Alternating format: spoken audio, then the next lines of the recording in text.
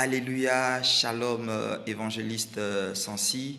Alléluia, shalom à tous les internautes de la plateforme Promised Land. Je suis l'évangéliste Frida Muti. J'interviens depuis la capitale économique du Gabon, à Port-Gentil, pour répondre à la préoccupation d'une internaute. Sa préoccupation se résume en ces termes.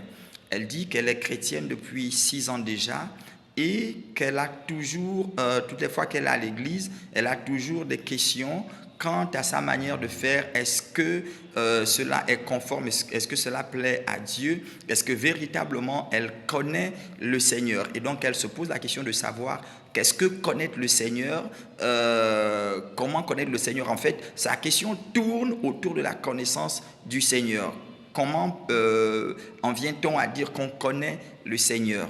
Alors, nous n'avons pas la prétention de répondre à cette question de manière exhaustive. Le temps ne nous le permettrait pas, mais de manière brève, voici ce que nous pouvons dire. Déjà, lorsque nous disons connaître quelqu'un, cela va au-delà du fait d'avoir une simple connaissance, en fait, une simple information, voulais-je dire, sur la personne concernée.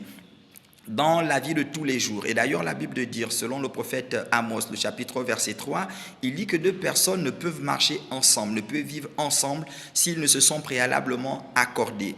Or, s'accorder ici, c'est naturellement partager l'intimité l'un de l'autre. Et donc, dans cette intimité-là, avec Dieu, avec le Père, dans cette intimité, on en vient à connaître, à savoir du moins ce que le Père veut, ce que le Père attend de nous. Et donc, à partir de cet instant, notre relation nous amènera avec le Père, notre relation avec lui, cette intimité que nous développons avec lui, nous amènera évidemment à chercher à agir de manière à toujours plaire au Seigneur. Et d'ailleurs, dans les relations de tous les jours, dans nos relations, que ce soit avec notre conjoint, avec nos enfants, avec nos frères, avec nos sœurs, lorsque nous nous connaissons pour l'équilibre de la société, pour l'équilibre de la famille, pour l'équilibre de l'Église, lorsque nous nous connaissons, nous savons que si je pose telle ou telle autre action, mon partenaire ne sera pas d'accord, mon frère ne sera pas d'accord, mon ami, ainsi de suite. Par conséquent, c'est la même chose avec Dieu.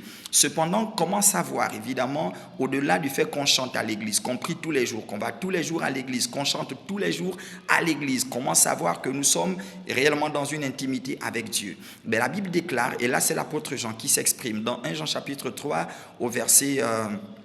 à partir du 18e au 21e verset, il révèle, il dit à l'intérieur que nous ne devons pas aimer en parole. C'est-à-dire que notre intimité avec Dieu ne doit pas être une intimité apparente.